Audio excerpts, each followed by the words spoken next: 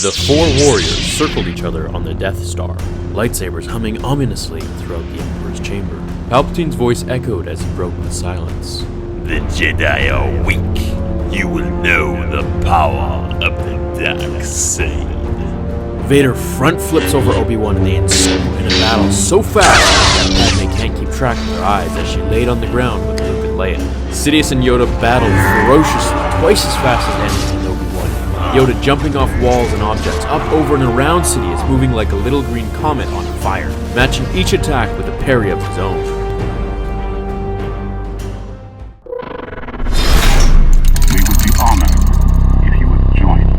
Hey everyone, as requested, today's video will be a fan fiction. There won't be any cliffhangers in this one, rather we'll explore the cause and effects of what if Anakin lost the pod race in episode 1, The Phantom Menace. This would change many things. For those who need a backstory to the bet placed by Qui-Gon and Watto over Anakin winning the race, here's the scene. I'll wager my new racing pod against, say, the boy and his mother. No pod is worth 2 slaves, not by a long shot. The boy then.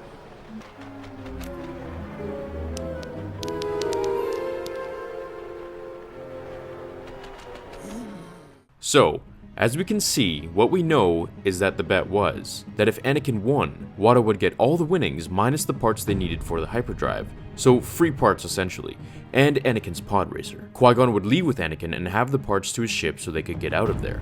However, if Anakin lost, then Watto would keep him as a slave and keep Qui-Gon's ship. Qui-Gon needed those parts just as bad as he needed to take Anakin with him to the Jedi Council. At the refusal to let Anakin go, Qui-Gon would finally threaten Watto's life if he didn't give him Anakin and the parts. Remember, Qui-Gon was not a member of the Jedi Council for reasons just like this. He would stray away from the straight line that the Order demanded the Jedi to follow, and would bend situations to how he saw fit. He would then, in this case, tell Watto to give up Anakin, and if he didn't, then he would cut him up into a million tiny little pieces and destroy anyone who stopped him. Watto would scream for help, hoping any of the Hutts or their goons were near, just as Qui-Gon had threatened him with earlier, and from there it would create a massive scene where he would ignite his lightsaber along with Obi-Wan and absolutely obliterate the enemies, pointing their sabers at Watto's throat, demanding for the parts. As he looked at the dismembered goons on the floor, Watto stuttered as he accepted and told them to take whatever they want. Leaving him 20,000 credits, Qui-Gon would take the hyperdrive along with Anakin after saying his quick goodbye to his mother. As they returned to the ship, Darth Maul would ambush them in the hopes of killing Padme as Palpatine's orders.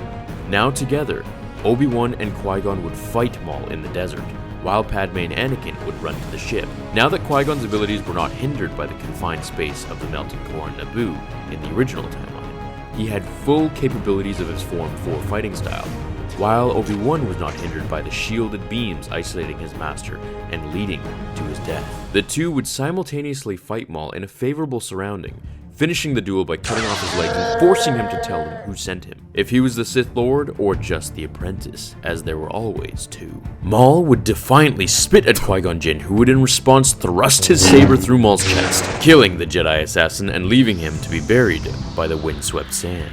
This would greatly accelerate Sidious's plot to find a new apprentice. He would seek out the Night Sisters where he found Maul as a child and complete Asajj Ventress's turn as his apprentice. Now, I do believe he would seek Dooku as well to be his right-hand man for the dealings on Geonosis, as Dooku had been fighting with the Darkseid Temptations for years, and when Qui-Gon died, it did seal his fate to the hatred. However, I do feel it was an inevitable occurrence that would have just happened anyways. Meanwhile, Anakin would be trained by Qui-Gon, who would prove to be a much better master for the Padawan. However, once the events of Episode 2 came about, Qui-Gon would then be an old man at the age of 70, passing the torch to Obi-Wan, who is now a qualified Jedi Master. Qui-Gon would become promoted, finally, to the High Council as a valued and wise member of the Order, following missions along with Master Yoda and Ki-Adi-Mundi. Asajj would be trained under Sidious instead of surrounded by Dooku so much, as we saw in the Clone Wars. This would truly bring out her abilities and cause the events of Episode 2 to change. In Anakin's quest to find his mother, he would be tipped off that she had fallen to the slavery of the Hutts as Watto had sold her to them as a barter to set a bounty on Anakin and Obi-Wan's heads. Returning to Tatooine, his journey to the dark side would be showcased much more vividly in the movie, as we would get to see him absolutely lose himself to kill Watto, then track down the Hutts and impale every single one of them after his tortured and beaten mother would die in his arms at the Hutt's palace. As the battle at the end with Obi-Wan, Anakin, and Dooku would now involve Ventress, who would engage a darker and stronger Anakin that got a taste of the dark side, as Dooku would fight Kenobi, ensuing in an epic battle where Anakin kills Ventress but falls at the same loss to Dooku, until Yoda would arrive to their aid, causing Dooku to flee as he did. This would propel the story further to Episode 3, however, Anakin would be much stronger as he would now use the dark side more often than already at this point, allowing him to master more of his new abilities, leading to a less cocky Anakin on Mustafar once he finally transformed into Darth Vader, and thus preventing his leap to his doom on the high ground. The story would continue onto my recent video, which is right here, titled What If Anakin Trained Luke and Leia, which for those new to the channel, the sequel to that is being fully animated, so that should be out relatively soon. I hope you all enjoyed this video. Thanks for taking the time out of your day to watch it. I really hope it gave you some entertainment. I'll see you all in tomorrow's episode of Star Wars Theory. Same time, same place. But before I go, remember, The Force will be with you, always. Now, fulfill your destiny.